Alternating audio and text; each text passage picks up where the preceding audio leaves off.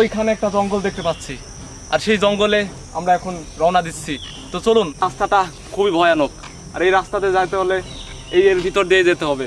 যদিও এখানে অনেক সাপ পোকামাকড় থাকতে পারে, তবুও আমাকে যেতে হবে। আমার সঙ্গে রয়েছে খজা ভাই। খজা ভাই, আমরা কি এই জঙ্গলের ভিতরে প্রবেশ করতে পারবো?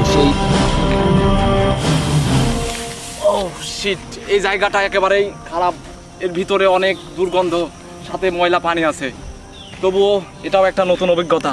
চলুন আমার সাথে।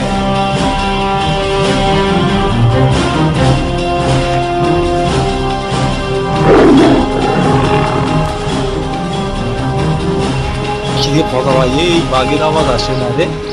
এখানে কই থেকে বাঘের ফাঁকা আওয়াজ জায়গা আসে? মনে হচ্ছে।